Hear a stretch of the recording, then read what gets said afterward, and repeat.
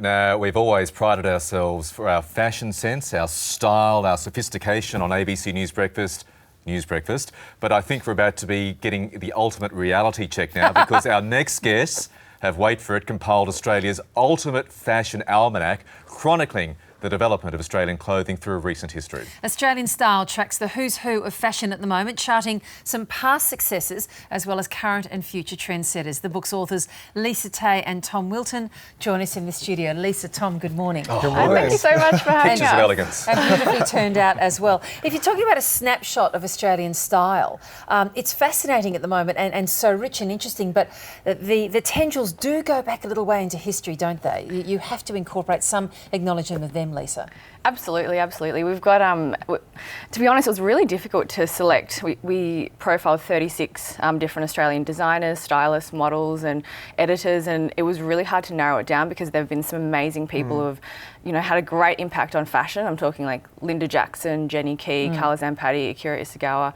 I mean, we couldn't do a book without including them, but you've also got your more, recent designers like your Tony Manischewski, Dion Lee, who are making a real impact, not only in Australian fashion, but around the world. So for us, it was really exciting to get an insight into both, both sets of stories, really. Tom, is there a sense of Australian style, Australian fashion, and how has that changed over the period you're looking at here? Yeah, I think in times gone past, people used to criticise Australian style as like not having a brand that you just couldn't identify what it was. Whereas now it's so strong, we're leading the way in so many fronts. We've got such a clean, monochromatic aesthetic. It's just this relaxed elegance. No matter what we're doing, if we're going to the beach or going to a cocktail party, it is just so easygoing. Yeah. There is an effortlessness about it, and whereas, and you're right, you could always identify, say, American sportswear, which was, has been such a great style and brand and easily identifiable. What we're seeing here, it seems to me now in Australia, is that great combination of very body conscious, reflecting the fact that Australians, who like style are fit people who go to the beach and can show off great bodies. But as you say there, Lisa, incredibly romantic and relaxed. There's a real embrace of fabrication and fabrics that are different and have a different relationship to the body too. Exactly, really unexpected fabrics. Like I know that a couple of years ago we really saw that neoprene almost wetsuit trend come through. I know, so impossible to sit in because it would bloody well crease. I know, but for a moment it looked good. And that's all that counts, Tom. When it comes down to it, it's how you look. Exactly, but I think Australians have this almost like understated sort of sexy about the way they dress. Yeah. So they, you'll see a touch of skin, but you don't need to be full on, in a bodycon dress to look sexy and feel sexy. What's a bodycon dress? Oh, you don't want to know. A tight dress.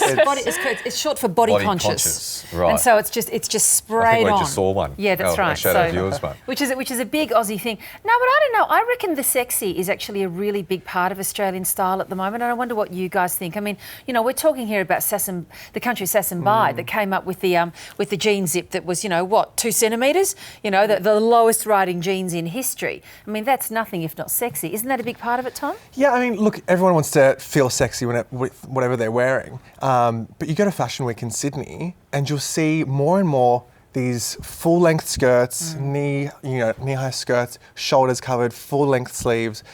So it's, I don't know, it's a different kind of sexy now. Okay, it's sun-conscious. All those UV rays. We're very sensible people as well, Australians. Lisa, there's a theme you say in this book of freedom. Yes. How has that evidence itself in the style as we're talking about some of the fashion we're showing our viewers? What's freedom about when it comes to the Australian fashion scene? Well, we really, in talking to all these people, it was interesting because we did feel that there was that common thread of freedom that went throughout the book. So people were just really, in this country, we're in such a lucky country. You hear about what's happening around the world and, I just thank our lucky stars that we're in Australia. And we really do, people have the chance to design whatever they want, to wear whatever they want, to style whatever they want, to publish whatever they want. So for us, it's almost like you get a freedom to express fashion in a way that you want to and that's meaningful to you. And to flaunt whatever you've got too, clearly. Absolutely.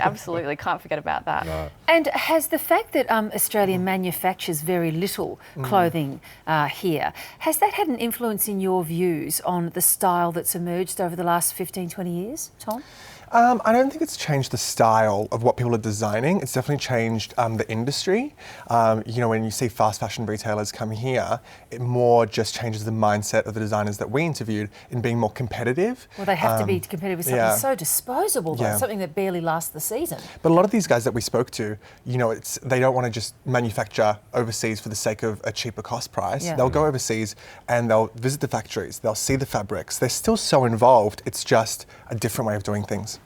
Lisa, it's interesting. Where do you see the current directions going? I mean, I think we really are in a purple patch when it comes to some of the top-line designers. You mentioned Dion Lee, Tony Matichevsky and all the greats, and of course those who persist. Where are we heading? What's the next big thing, do you think? That's a tough question to answer. I think the industry's changed so much. Obviously with the rise of fashion bloggers, they've really democratized fashion.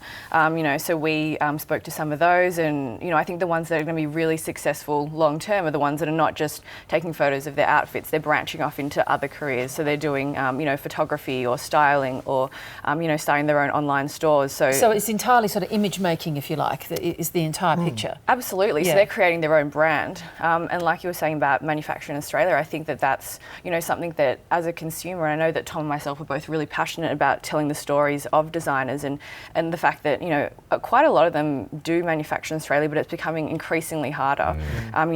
With the manufacturing overseas, that causes a drain in skills here. And I think for us, we really want to explain to people why this dress on a rack costs $500. It's because they're manufacturing and supporting the Australian community and the Australian workforce, so we should get behind them and support them. Well, look, it's really great to meet you. Congratulations on the book. Thank you so That's much. lovely. Thanks so much. And us, out of 10, fashion, you're the experts. Well, I think as long as you feel comfortable in what you wear. Politicians are. Smackdown. I didn't realise we looked that bad to be told, well, as long as you're happy. We'll start that again. Tom, how do you feel? I was going to go 10s round. They're never coming back on this program again. Thanks so much, Lisa. Tom, thank you.